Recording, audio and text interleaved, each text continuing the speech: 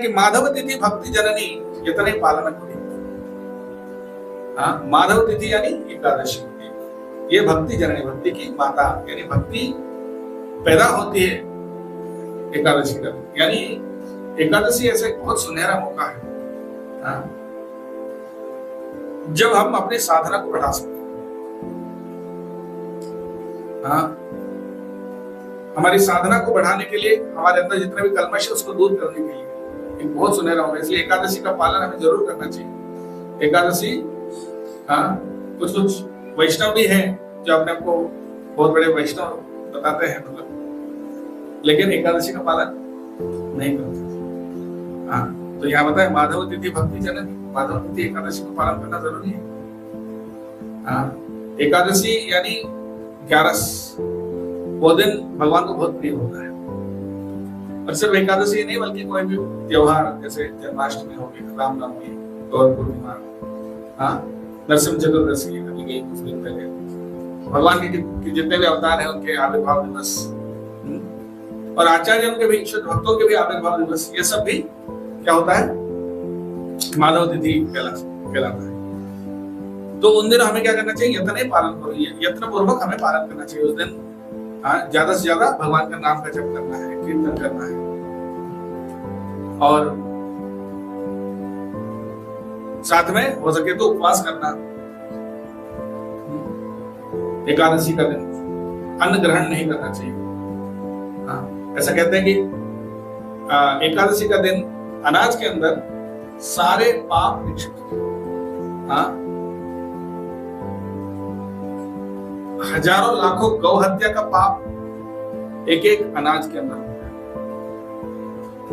तो इसलिए एकादशी के दिन हमें अन्न ग्रहण नहीं करना चाहिए, उस दिन ज्यादा भक्ति करना चाहिए। उसके बाद कृष्ण वसति वसति बोली परम आदरे बोली, यानी कृष्ण वसति यानी कृष्ण के जो मंदिर है उसको हमें अपना निवास स्थान बनाना है। यानी कृष्ण के मंदिर में अपना घर बनाना, या अपने घर को कृष्ण के मंदिर बनाना। एक्चुअली असल में हमारा घर क्या है, सब कृष्ण का ही है, तो है ही कृष्ण का स्थान। यानी अब कृष्ण का स्थान ही में हम रह रहे हैं ना कि किसी ने पूछा, प्रभु जी भगवान को किस कोने में बिठाना है, भगवान को किस कोने में बिठाना है? हमने बोला भगवान को किस कोने में नहीं, आपको किस कोने में रहना है, ये कोने में कौन रहता है, सेवक रहता है ना। तो भगवान को किस कोने में नहीं बिठाना, हमें किस कोने में रहना, ये सवाल। तो माधव तिथि भक्त, सॉरी, कृष्ण वसति वसति बोली परमादर। तो ये हर चीज भगवान को भोग लगाकर खाना, जो भी हम खाते हैं, जो भी हम बनाते हैं, क्या करना चाहिए, सबसे पहले भगवान को भोग लगाना चाहिए। ठीक है। उसके बाद गौर अमार ये सब स्थाने कोरलो भ्रमण रंगे से सब स्थान हेरि गौ में प्रणय भक्त। जो जो स्थान में चैतन्य महाप्रभु भ्रमण किए हैं उन सारे स्थानों में हम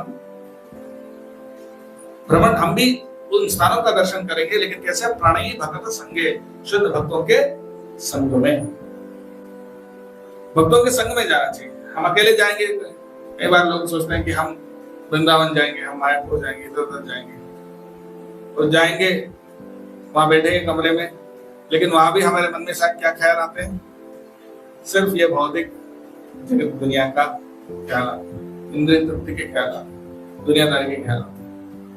अब भले शरीर वृंदावन में है लेकिन मन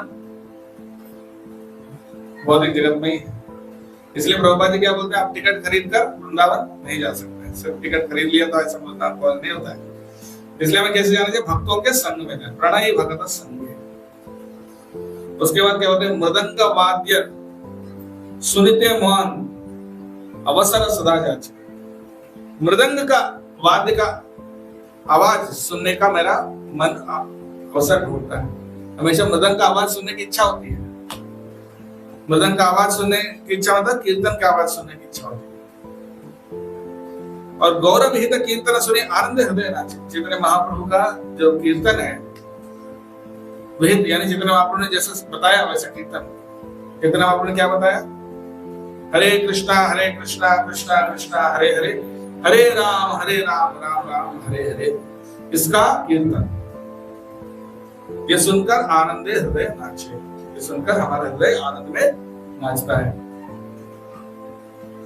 हाँ, तो कीर्तन भी हमें पद्धति के अनुसार गाना है, पद्धति के अनुसार। ऐसा नहीं कि कहीं से भी कुछ भी सुने कुछ भी गा रहे हैं, ऐसा नहीं। जैसे प्रभुपाद जी ने हमको सिखाया वैसा कीर्तन करना, कीर्तन के स्टैंडर्ड्स प्रभुपाद जी ने बताया कैसे गाना, क्या नहीं गाना, कैसे गाना, ये सब चीजों को हमें सीखना पड़ेगा। उसके बाद जुगल मूर्ति देखिए मोर परम आनंद होय। जुगल मूर्ति यानी राधा कृष्ण की जुगल मूर्ति, उनकी मूर्ति देखकर हमें क्या होता है? परम आनंद होता है। और प्रसाद सेवा को होय सकल प्रपंच जाए, प्रसाद का सेवन करके पूरे दुनिया को हम जीत सकते हैं। अगर आपको इस भौतिक संसार को जीतना है तो एक ही काम करना है। क्या करना है? दो काम करना है। एक तो जिह्वा से भगवान का नाम उच्चारण करना है, और दूसरा जिह्वा से भगवान का प्रसाद ग्रहण करना है। आप बोलेंगे नहीं, प्रसाद तो हम खूब खाते हैं, राइट? लेकिन साथ में डोमिनोज का पिज्जा भी खाते हैं। ऐसा नहीं। प्रसाद सेवन करने का मतलब होता है कि प्रसाद के सिवाय और कुछ नहीं खाना, यानी जो भी बनाते हैं आप खुद बनाकर भोग लगाकर प्रसाद के सिवाय कुछ और नहीं।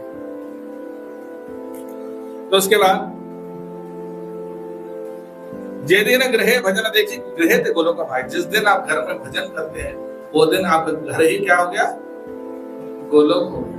गृहे थे गोलोक का भाई, घर में भजन करने से आपका घर ही गोलोक हो गया।